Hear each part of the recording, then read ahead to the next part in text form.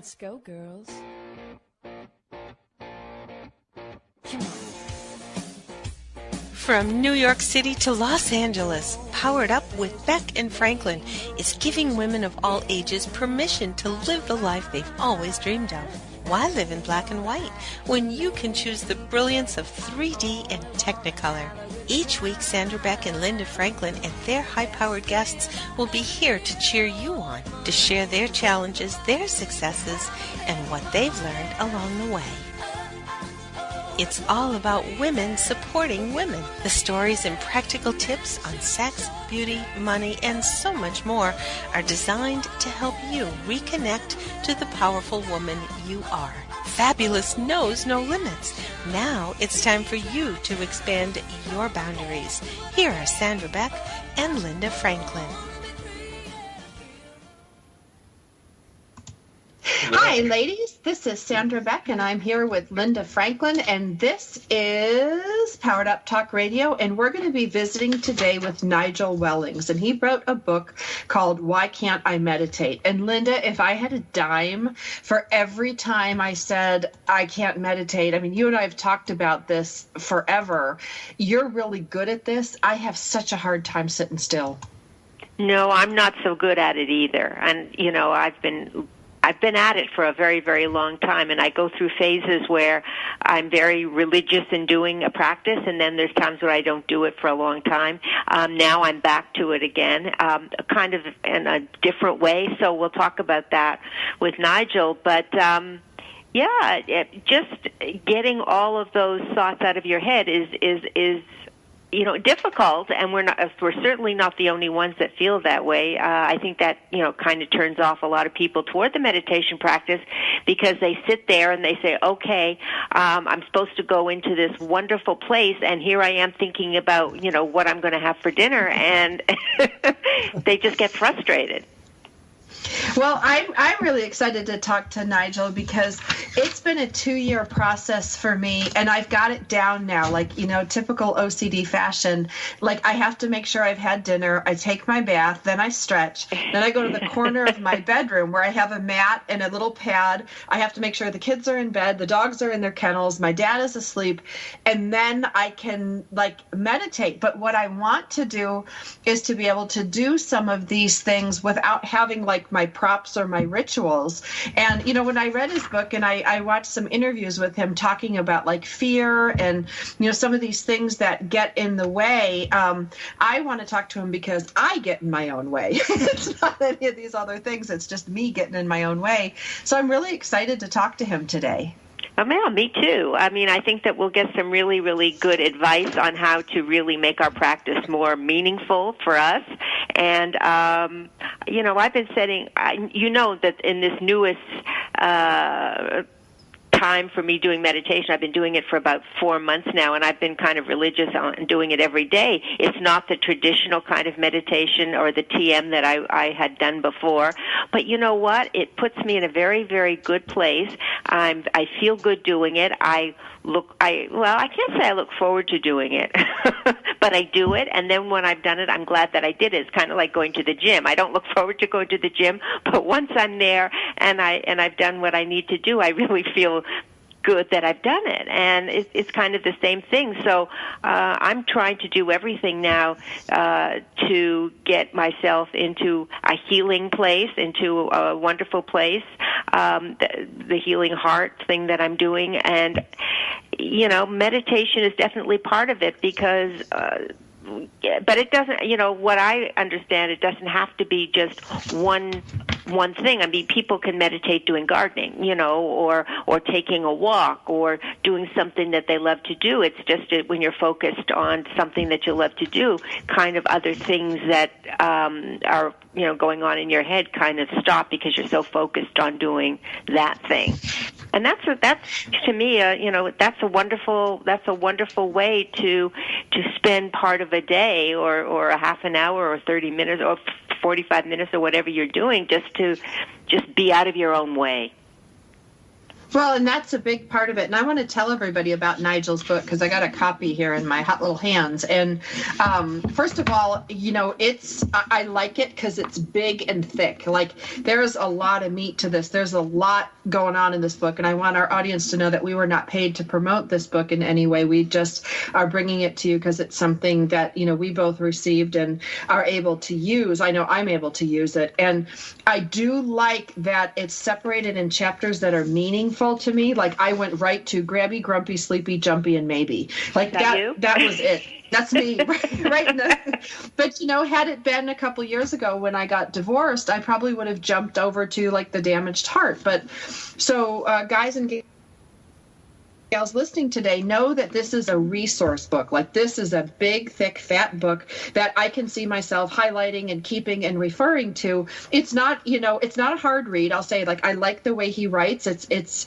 very clear. Like, you can read it and enjoy it, and you don't need a dictionary or a thesaurus to figure out what he's talking about. So, I think when you demystify some of these things, like, why you can't meditate, these are some pretty, to me, they're complex topics because I couldn't figure them out, and it's laid out very nicely, so you can source it like an oracle, and you can flip through it and go, okay, this is important for me, or this is what I want to read about. And there's exercises in here. So I think, as a book, it comes to me like a complete program. Now, the author is Nigel Wellings, and we're going to bring him in from England today. I think he's in Bath, I think. And I love this, Linda, because P is my favorite letter. So he's a psychoanalytic psychotherapist who works. I want to ask him exactly what that means. I know, with a broadly contemplative perspective. When I bring Nigel on, I'm going to tell him I was the queen when I worked for the newspaper. I used to write headlines all with the letter P, like parchment paper proposes power play. So I got to tell you, this just thrilled me to no end. I really love words. And, without further ado, I would like to welcome Nigel Wellings to the show. And welcome. How about that? Hello. That was funny. It is a lot of fun. Thank you very much for writing this book that's so helpful for everybody struggling with meditation, which I think most people do at one point. So we're going to ask first, Linda wanted to know too, psychoanalytic psychotherapist. Okay, so what kind of shrink are you? A stuffy one with a title like that. So what does that mean, actually? What, stuffy? No, that I know.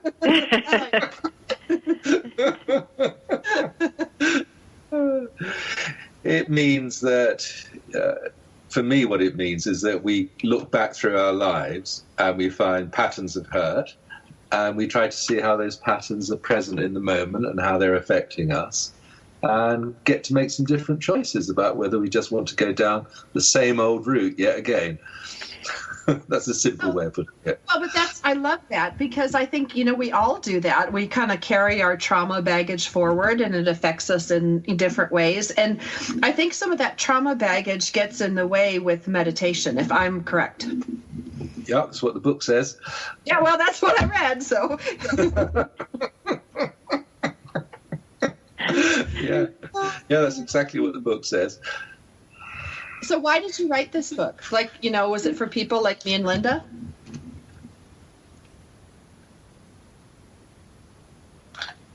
Yeah, I guess so. And me as well, not just you. We've been teaching mindfulness. I've actually been teaching it since about 1998.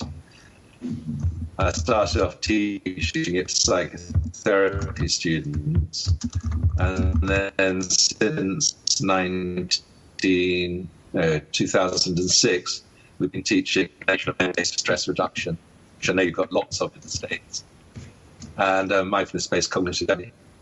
We've had probably about 700 people go through those courses. We've noticed that many of those people have a great time on the course, and they really want to practice, and they really believe in practicing. But when they get to the end of the day, I wonder if I've lost you. You know what's happening is we're losing a little bit since you're in England and we're here in Los Angeles. If you could shut off your video, maybe we could get some better sound quality because we really want to hear what you have to say. Did you catch any of that? Nope, not a word. You were like Stephen Hawking, like with an English accent going. Well, I can hear you okay. Well, now it sounds better. Did you do something? Yeah, we turned off the visual. Okay. Okay, so back to our original question is who is this book written for? Okay, so it's written for all of us. It's written for me and anybody else who's really struggling with their meditation, their mindfulness meditation. And I think the most important thing to say is that struggling with your mindfulness meditation doesn't mean that you can't do it. It means that you are actually doing it. And the nature of being mindful is to be mindful with the things that are difficult. So we've had a whole load of people go through our courses over the years, teaching an 8-week mindfulness program here in Bath since 2006. I think we've had about 700 people go through. And I noticed that whilst people really enjoyed the course and got something from it, at the end of the course, most of them were finding it actually difficult to keep on going. That got me interested. And the book came out of my response to that, trying to find out why they were stopping and how best to kind of help them on their way and get going again. Well, I can see that because I've done a lot of different programs, and then you come home and you're like, okay, you hit your first roadblock, and it's like, okay, now what do I do? And I think this book really hits a lot of different roadblocks that we have with ourselves. Now, I need to take us to commercial break. We're visiting today with Nigel Wellings. The book of the hour is Why Can't I Meditate? How to Get Your Mindfulness Practice on Track. And this book can be found, it's produced by Tarcher Penguin, and it can be found like in the body, mind, and spirit section of mindfulness and meditation. Now, when we come back from the break, we're going to learn some practical tips about not only why do we want to meditate, but what are some of the ways we get in our own way. I know I shared my own way. Linda's going to share how she gets in her own way, and we're hopefully going to come to some resolution by the end of the show so that we can what I call practice in peace. This is Sandra Beck and Linda Franklin of Powered Up Talk Radio. We'll be back after the break.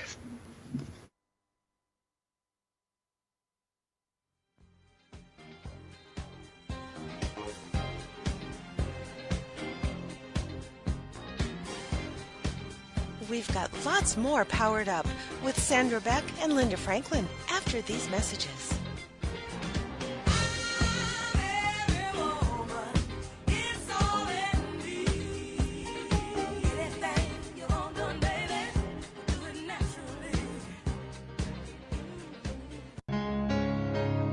If you could live your life truly standing in a place of peace, joy, and abundance, wouldn't that make your heart soar? Now you can, with Lessons in Joyful Living, with your host, Kimberly Rinaldi, Mondays at noon Central. Kimberly Rinaldi, having created a highly successful coaching practice, now teaches Lessons in Joyful Living. She believes in empowering others and that through it, you have the ability to break through any and all barriers, thus allowing you to reach your greatest potential and joyfully step into your life's purpose. What used to take weeks, months, or even years, she can now teach you in a matter of hours with her programs. For more on Kim and her show, go to her website, KimberlyRinaldi.com. That's RINALDI.com.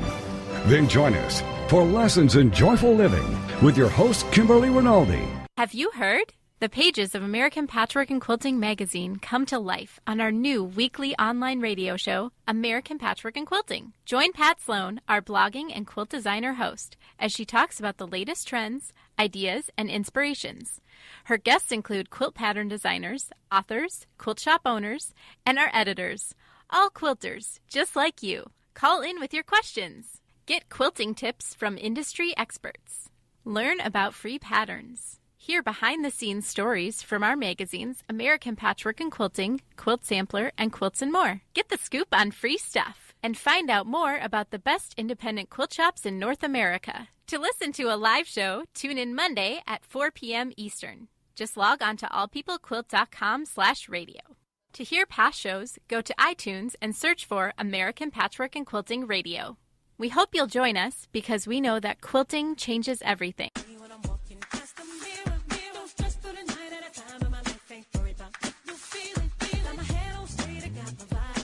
We're back with Sandra, Beck, and Linda Franklin. Here's more Powered Up with Beck and Franklin. Hey, ladies, this is Sandra Beck, and this is Powered Up Talk Radio, and we are visiting today with Nigel Wellings, and he wrote a book called Why Can't I Meditate? How to Get Your Mindfulness Practice on Track.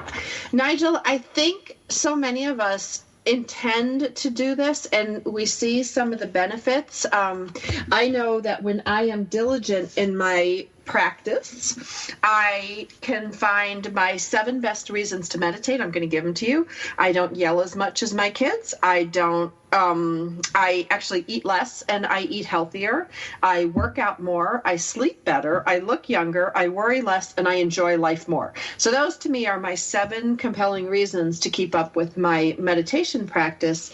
But I seem to get in my own way. Even though I know the benefits of this, I feel like I have to have everything in order before I can sit down and meditate. And I would love to be one of those people who's like in the grocery store waiting for checkout and they can like meditate right on the spot. Are you able to meditate right on the spot? I'm not quite sure what you mean by meditating right on the spot. That's what do you mean by that? Well, I know the feeling that I want to get to in my meditation practice. Like I recognize that feeling. I know when I get there and I'm like, oh, this is so great. But I have to have all these little conditions met. Like I need to be fed. I need to have taken a bath because if I stink, I can't concentrate. Or if my hair is greasy, I can't relax. And then I need to stretch out my muscles because I tend to be a very hyper type A person.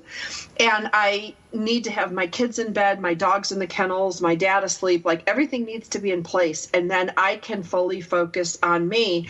And I was talking to a couple other like pro meditators that we've had on the show, these teachers, and they're like, oh no, you can like meditate in line at the grocery store. And I'm like, oh hell if I can.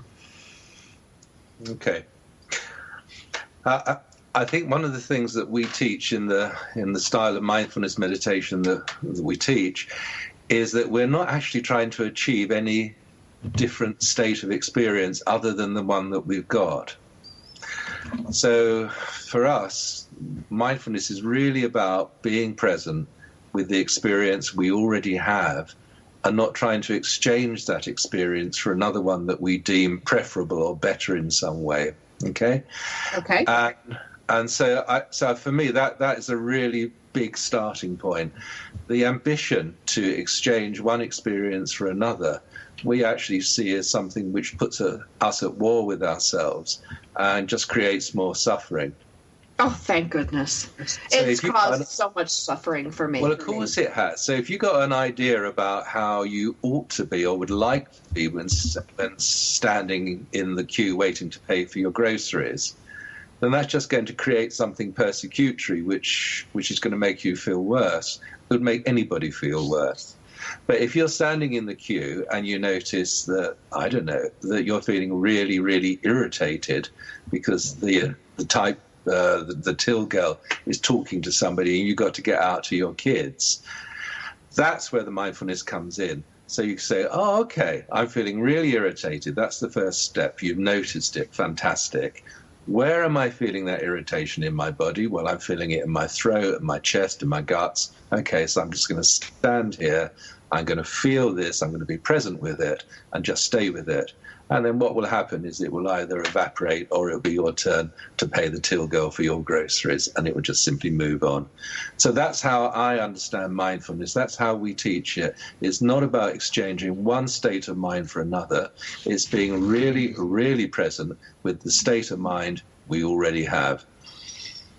Oh, in your own country's words, that's brilliant. That is wonderful. Because that was really stressful for me. I was trying to do something, on direction that just didn't feel natural. It didn't feel normal, and I couldn't achieve it, and I felt really bad. Yeah. Yeah, and there's a lot of that going on because, there's all these books on mindfulness coming out now, which are great books. They're wonderful books, but they can give the impression that you've got to somehow be a different person from who you are. And the reality is mindfulness starts with the person we already are, and the change occurs by giving up on the ambition to change. Now, Linda, you had a question. I do. I'm kind of a little lost today because I don't have any kind of cues here. But mindfulness, yes, we hear that word all the time now, whereas even 2 years ago we didn't. So what is the difference between mindfulness, awareness, and consciousness? Are they all the same thing, but just used differently, or? It rather depends who's using them. And we can chuck in another word there, the word attention. So if we just go simple, I like simple, every single one of us has the ability to rest our attention on something that interests us. Mm-hmm. And most of us don't have the ability to remain attentive for very long. But with practice, the attentional span can become longer, it can become concentrated. And so attention and mindfulness are very, very closely associated. Attention becomes mindfulness when we begin to extend our attention and really notice very carefully the thing that we're resting our attention on. And of course, as we rest our attention, that means that we're being aware, it means we're being conscious. Yes. I have another. When I started to do TM way back, I think in the 80s, when the Maharishi came to New York City, and I was there, and I went to one of his weekend seminars, and I kind of learned as much as I could learn in a weekend about TM, and it was so funny because it was a Saturday, and they gave us a mantra, and they did a whole little ceremony, and I came home, and I was going to go into my bedroom and do my meditation, and holy cow, I forgot my mantra. So I thought the world had come to an end because a mantra is such a secret word that, they can't share it with you. Well, bottom line is I did get my mantra, and I've had it ever since, and I use it. And I think I said at the beginning of the show, I've gone through periods where I do meditation all the time and then periods where I haven't. And now that I've gone back to it, I tried TM again, but it wasn't really working for me because of the chatter. I couldn't seem to calm my mind. But one of our guests on the show by the name of Dr. Joe Gallenberger has these wonderful tapes. They're kind of meditation tapes, but they're more like exercises. And I've been doing those one of those particularly called the Healing Heart every day because it really does calm me down, and it's 36 minutes, and I feel really terrific when I'm done. But maybe you would say, and I don't know, is that really a meditation, or does it matter if it's putting you into the same place a meditation would? I know that's long. No, but it's actually very clear. No, that's a really good point you've made. So the first thing to say is that there are many, many different types of meditation, and different meditations produce different results. And a mantra meditation, just like the one you described, and also apparently the tapes that you've been listening to, are specifically designed to exchange one state, agitation, monkey mind, whatever, some agitation basically, and create a calm state of mind which will replace it, a kind of entering into a transcendental space. That's a perfectly good meditation. It's absolutely legitimate. It's a great meditation, but it is different from mindfulness. Mindfulness, although it does have a calming element, it's not about trying to get us into a different space. It's about getting us to be present with the space we are already in. So in that sense, it's much more immanent. It's not transcendent. It's not exchanging one thing for another. It's being where we already are. So there's a fundamental difference there. So what you're talking about is just like me standing in the grocery store, like with the exchange of experiences. That's why, like, sometimes I find Dr. G's tapes for me really helpful, because if I'm super stressed out, Nigel, or I'm really frustrated, I can use that to change my state, much like listening to music or, doing something else to change my state.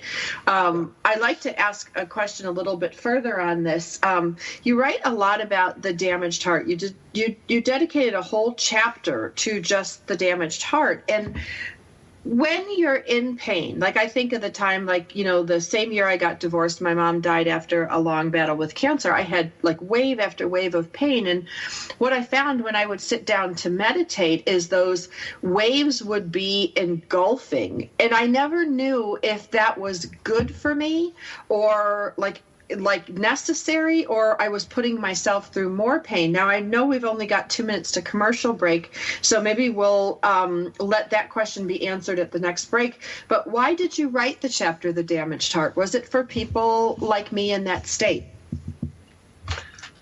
I think the whole book is for people like us in that state. The how to be with difficult emotions is what the entire book is devoted to. That chapter is there's a little bit of controversy in the mindfulness world about whether we should address two subjects, compassion and kindness, that have always been associated with mindfulness. And in that chapter, I wanted to say, yes, it's really, really important to have compassion and kindness right up there. See, and that was something that was very hard for me, because I was like, is it compassion and like kindness toward me, or compassion and kindness towards the person who hurt me or left? I kept getting confused in that chapter. But I need to take us to commercial break. We're here today with Nigel Wellings, and his book is Why Can't I Meditate? How to Get Your Mindfulness Practice on Track.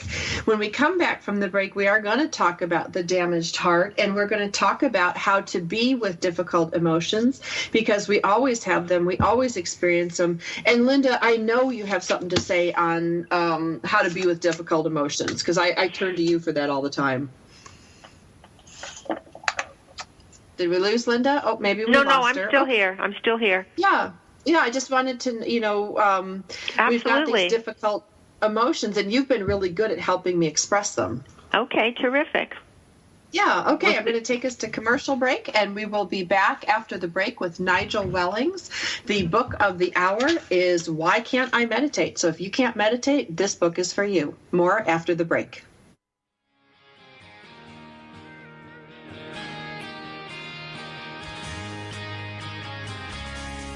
We've got lots more Powered Up with Sandra Beck and Linda Franklin after these messages. This is for all you girls about 42.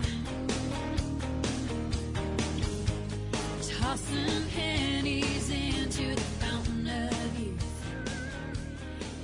LinkedIn. It's a great tool and a great way to do business in today's social media-driven world. And Carol McManus is the LinkedIn Lady with the LinkedIn Lady Show, Tuesday and Wednesday afternoons at 4 p.m. Eastern on allbusinessradionetwork.com. The LinkedIn Lady Show is designed to inform, inspire, and educate businesses. Every social media site has a specific demographic, personality, and purpose. And the LinkedIn Lady will interview a variety of guests, such as business owners who can showcase their business and talk about how they use social media, such as Facebook, Twitter, YouTube, Google+, Pinterest, and of course, LinkedIn. For more on Carol and the show, check out her website, LinkedInLady.com. As trends change and new applications become available, the LinkedIn Lady Show will bring that information to you in an easy-to-use, fun, and engaging way. Every Tuesday and Wednesday afternoons at 4 p.m. Eastern, it's the LinkedIn Lady Show with Carol McManus on allbusinessradionetwork.com. Secret Cuisines and Sacred Rituals is a quest, a place, and a feast. Join host Vilasi Venkatachalam every week to explore myths, mystique, old medicine, and brilliant modern solutions through a dazzling kaleidoscope of cuisines, cultures, and cures. This is the place where tribes gather, strangers and familiars, to be memory keepers and makers of our evolving, enduring, evergreen, spoken legacy of wisdom and ingenuity. In Velasi's words, when we do old things in new ways and new things in old ways. We paint with an inspired palette, weave our own healing traditions, and become our own guru. Vilasi is a troubadour of secret cuisines and sacred rituals. She collects stories of wisdom, ingenuity, and grit. She believes wellness and transformation happen when you stand at the threshold of delight and discovery. She displays her hidden penchant for drama when she leads the safari at the supper club. Her favorite pastime is to extol the marvels of cuisines, cultures, and cures. To her audience in workplaces, seminars, and salons, her mantra is, be your own guru. She is a biochemist, botanist, and alchemist who likes to churn delightful, useful things from a brew of art and science, ancient and evolving, old medicine, and new cures. Join Vilasi every Friday at 11 a.m. Eastern Standard Time, only here on the Woohoo Radio Network.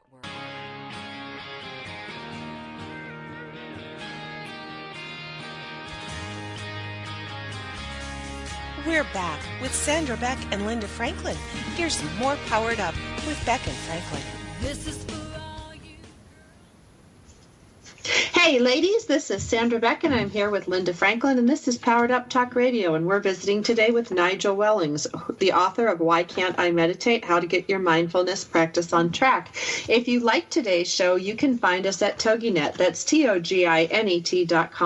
or you can check us out on iTunes at Powered Up Talk Radio, or you can go to our website, powereduptalkradio.com, to find this episode and hundreds more like it that have to do with mindfulness, spirituality, the afterlife, you name it, we've covered it. And without further ado, I want to get back to our expert, Nigel Wellings, because he writes this chapter, The Damaged Heart. And before we went to break, Nigel, you said that this book was designed or written to help us be with difficult emotions. And one of the things about difficult emotions is they're so difficult. And when I was going through I know it's so funny, but it's true. And when I was going through my own trauma, I didn't know where the line was from, like, feeling sorry for yourself, not moving on, moping, focusing on things you shouldn't focus on, because I kept getting confused, going, well, if I'm still feeling these emotions, then maybe I need to focus on them till I can feel them enough for them to pass through me or go on. I got myself all tangled up, and I would just love to know your take on difficult emotions and being with them. Okay. You're going to find what I'm about to say. There's just so many people saying exactly the same thing at the moment, both from a psychotherapy side and also from a Buddhist side. So the way that we teach how to be present with our difficult emotions, but actually all emotions, good and bad, is when we notice that we're feeling something, whatever it is, the first step is to recognize it. Many of us are experiencing all sorts of stuff, but we're not really conscious that we're experiencing it. We're looking the other way, but it's still going on. So the first step is to be able to go, yeah, actually, I am feeling something. Next step is to say, where am I feeling that in my body? Where can I feel that emotion in my body? And then take our attention, rest it on that place, and just simply allow ourselves to have the sensation in our body, breathing around it, trying to be accepting of that experience. And this is the really important part.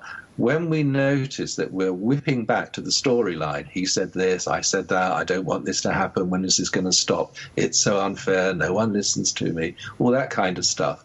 Noticing it, dropping it, and then coming back to the sensation of the emotion in the body, breathing around it, allowing it to be there, not trying to get rid of it. Okay?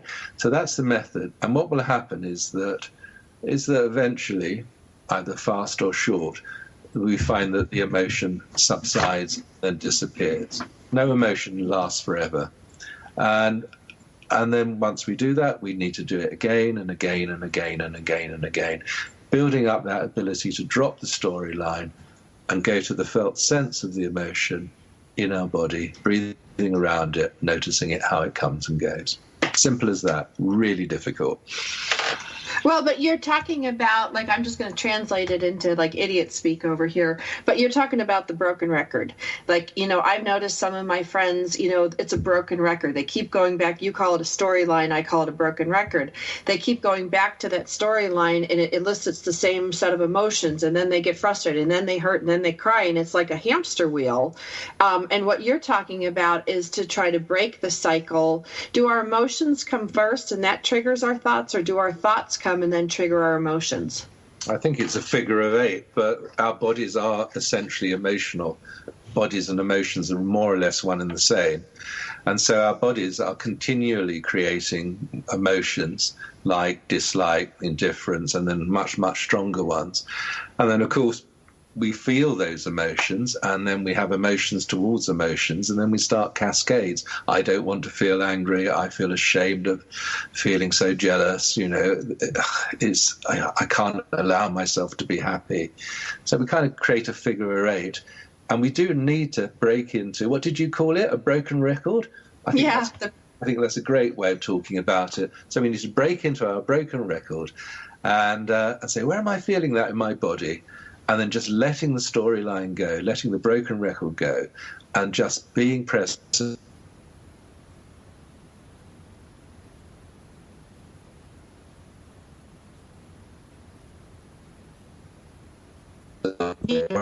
Stories that we create about ourselves. Yeah. Okay. Yeah, we have these stories that we create about ourselves. And, Nigel, I always thought of it about like a record, like, the old records or the CDs, and then it would get a scratch in it. And you listen to the music. And then forever, when you hear that song on the radio, you wait for that skip. You wait for that, glitch in there. And so one of the things I tried to do, and I'm curious, just, because you're so skilled at this stuff, I tried to take those memories and make a skip in it, like make a scratch in the record, make a scratch in the song. And then I actually added some music to it in my own head, like silly music. So it kind of broke up the emotion that was attached to the story or attached to the memory. Does that make any sense to you? It does, but it's a good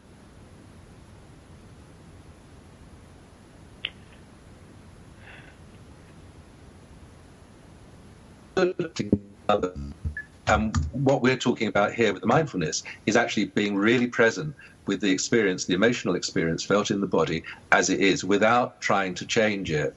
Because by not trying to change it, we give it a chance for it to change itself.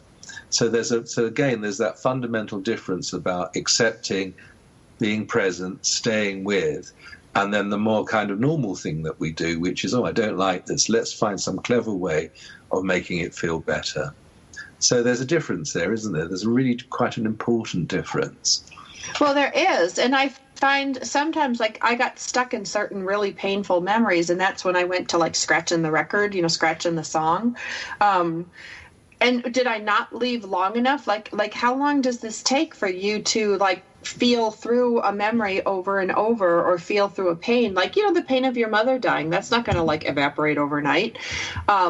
So when you do this and you come to this body acceptance and, feel the part that's hurting, which is usually like my heart area, did I just not give it long enough? Like, is this something, that happens over weeks or months or years? Or maybe we're talking lifetimes. Feeling a pain in your heart because your mother dies isn't something that you want to get rid of, is it?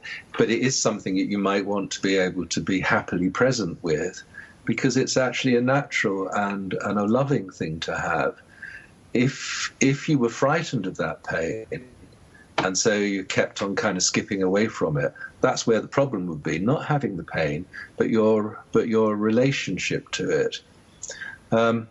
We talk about this as the 2 arrows. So we say that life is full of painful things, and there's absolutely nothing that we can do about it. And perhaps many of those painful things are appropriate, like the pain of losing someone we really love. So that's the first arrow. We're wounded by the things that life shoots into us, and we have no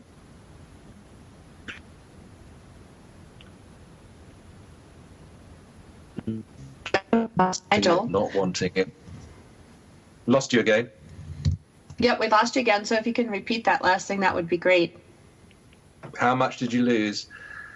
Everything past, life is very painful, and these things that in life come are painful. Okay, so that's the first arrow, isn't it? That's life shooting things into us, events into us, experiences into us, which we have no control over. And they're painful. Much of it is very painful. The second arrow are the arrows that we shoot into ourselves, which we do have control over. And those arrows are our emotional reactions to the first arrow. So maybe I find, my father dies, let's say, and I'm really upset about that, and I have no control over it. And I don't want to feel that upset. So I would do anything to avoid it. I would try and distract myself or make up nice stories about it. But I don't actually want to stay with the pain of that loss. So that my not wanting is actually the problem. It's that not wanting which is causing much greater pain. So if I can find a way to accept the pain, to be able to be present with it, not frightened of it, allow it to be there, then I'll stop shooting the second arrows into myself, and it will be that much easier. It doesn't mean that life will be without pain and everything will be kind of hunky-dory. It means that I'll be happy to have whatever emotion I have. It's what we call equanimity, isn't it? Yeah, and it's what I call, don't beat yourself up. Don't beat yourself up for your feelings. I tell that to my kids. It's look, something happened, don't beat yourself up over the feelings you're having. You gotta cry, let it out, or punch it out at the punching bag, something to feel it. Because if you don't, I know, I resisted a lot at the first with my mom with grief, because it was such an uncomfortable feeling to feel so overwhelmed and lost and, just all these feelings. And then once I sat with them, I realized they weren't going away. And, maybe my expectations were wrong because, losing a parent, I was very close to my mom, was extremely painful for me, or somebody like my dad losing his wife of 52 years. These things maybe I thought would get healed faster because of my mindfulness practice. And obviously I don't have any meter to know that.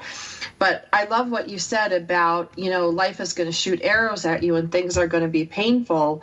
When we come back from the break, I want to talk a little bit more about how mindfulness and meditation can ease some of these long-standing wounds. We're visiting today with Nigel Wellings. The book is Why Can't I Meditate? How to Get Your Mindfulness Practice on Track. And his name is spelled Nigel, last name Wellings, Wellings.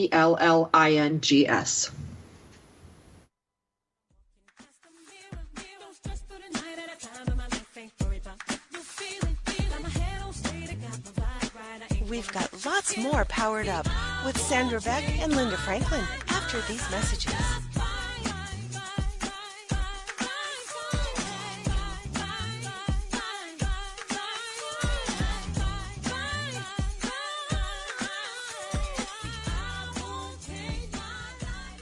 Information about book publishing is power. The power to change your authoring life. And the power to change the lives of your readers. So join us for Your Guide to Book Publishing. Everything you want to know but didn't know what to ask. With your host, Dr. Judith Briles. Thursdays at 6 p.m. Eastern, 3 Pacific. You'll hear about statistics, scenarios, and strategies on what to do now. As the book shepherd, Dr. Judith Briles is in. And each week, she will include publishing professionals that will reveal tips and secrets to the author's journey. If there is a book in you want to listen, learn, and yes, call in with your questions each week. For more on Judith and what she can do for you, check out her website, thebookshepherd.com. It's your guide to book publishing. Everything you want to know, but didn't know what to ask. Brought to you by Author You and The Book Shepherd, with your host, Dr. Judith Briles. Thursday evenings at 6 p.m. Eastern, 3 p.m. Pacific. If you're ready for a big change in your work, your career, your happiness, your life, it's time for the $1 Million Mindset with Marla Tabaka. Monday afternoons at 2, 1 Central on TogiNet.com. Marla believes that with the right mindset, anything is possible. Join us as successful life coach Marla Tabaka inspires you and her clients to explore, discover, and live your dreams by developing what she calls the $1 Million Mindset. Marla will inspire you to take action on your dreams and reveal secrets to success that will help you realize your own unique power. Tune into the $1 Million Mindset for heartwarming stories with Marla Tabaka. Learn tips and tricks to building a successful business and unlock the secrets to creating a happier, more balanced life through abundant thinking and attraction power. For more information on the $1 Million Mindset, go to our website, marlatabaka.com. That's MarlaTabaka.com. It's the $1 Million Mindset with Marla Tabaka. Monday afternoons at 1 p.m. Central on TogiNet.com.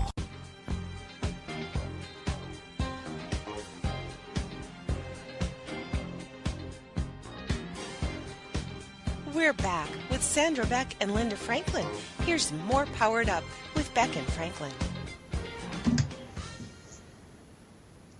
Hey ladies, this is Sandra Beck and I'm here with Linda Franklin, and we're visiting today with Nigel Wellings, the author of Why Can't I Meditate? How to Get Your Mindfulness Practice on Track. Now, this is something that I want to talk to Nigel about because there's a lot of self-help books out there, especially if you're struggling, from loss, like the loss of a pet or the loss of a family member or spouse, or the loss of, like in my case, my mom, or, many of us have gone through foreclosures or all sorts of difficult things. And one of the promises that was made to me in a couple of these books was that I could heal better. I could heal faster. And Nigel, you've got a very, very powerful take about healing better and healing faster with respect to our emotions. Yeah. I think what I've said is that emotions are natural. We're continually being emotional. And the problem isn't actually being emotional. That's natural. That's how we derive a sense of value through our emotions. But the problem is that most of us actually can't be present with many of our emotions because we're frightened of them. They're just too powerful. They're just too overwhelming. We don't approve of them. And if we practice mindfulness, we can turn towards those emotions and befriend them, accept them, allow them to be there, feel them in our bodies, and it will be okay. So it's a kind of way of just making friends with ourselves. And what you're talking about is like, you're not talking about acting on these emotions. You're talking about recognizing and feeling them and acknowledging them, not necessarily letting them fly for everybody who's around. No, I'm definitely not saying that, because that would just be acting them out, wouldn't it? And many of us act out our emotions actually as a way of not feeling them. Nature gives us two ways of dealing with emotions we can't deal with. One is either repressing them, that is unconsciously not allowing ourselves to know that we're feeling them. And the other way is to completely identify with them and just do anything that the emotion wants. So the emotion has us, rather than us having our emotions. What mindfulness does is it goes down the middle of those two, and it says, let's be really, really conscious and fully aware of what we're feeling, but at the same time not let those emotions necessarily generate behaviors which are then destructive to ourselves and to others. Well, and this brings me to something like interesting that I just want to ask, and I know, you're the expert, I'm not, I'm just, the person that experienced it. In my opinion, I find that there's people who repress them, people who get engulfed by them, and they just make it their whole world. But then there's like another set of the population that takes their emotions and makes them yours. And, I was married to a guy who he could have a really bad day, and then he would accuse me of having a bad day. And unfortunately, I'm like little Mary Sunshine. I pop up in the morning happy, and I'd be like, I'm not having a bad day. And the things that he was feeling was kind of put on me like a jacket. And I think there's quite a few people that seem to put whatever they're feeling on you and then accuse you of having those emotions when you're just kind of sitting there going, oh, well, I had a good day. I mean, that's a part of the people do that. Yeah, in my business, that's called projection. It's, again, it's another way of not feeling something, isn't it? We can't bear to feel it in ourselves. And so we maybe project it into somebody else and then criticize them for having it. Yeah, and I would sit there going like, am I in a parallel universe? Because I just had a great day at work and came home, and all of a sudden I was told like I'm being crabby and upset and feeling this way and blah, blah, blah. And, I really had no idea what was going on. Linda, are you with us? It's hard for me to see. Skype is not playing nice today. No, I am having a wonderful time just listening to you two, and I didn't want to interrupt. So, yeah, I mean, it's really wonderful information. I know that when I'm, in that place, and you call it a broken record, and I call it kind of Groundhog Day. You remember that movie where, he wakes up every morning and the same thing just keeps happening and happening. So I think, we kind of have to realize sometimes that that's what we're doing to ourselves. So I don't shy away from the emotion that I'm feeling. I try to just look at it because I feel everything that we're experiencing in life is there for a reason. And if I can kind of figure out what the reason is, sort of like mindfulness, then it's going to ease it up. Is that am I wrong in thinking like that? Ease it up. What does that mean? Well, that means, I don't want to go through Groundhog Day. My job is I'm hoping to advance so that I'm learning and being able to, I think that what we want to do is we want to be happier in life. We want to be more loving in life. We want to feel that we have a purpose in life and that, we're here for a reason, and it isn't to kind of dwell in our own stuff. We want to kind of look at it, understand it, and try then to figure it out. Yeah, of course that's right. Absolutely. Yeah, one of the ways that the mindfulness courses talk about this is another one, which is automatic pilot. That most of us are driven along by automatic pilot, so that's automatic thoughts, emotions, behaviors. And we just kind of react out of those automatic pilots. And they often create an enormous amount of suffering for ourselves and everybody around us.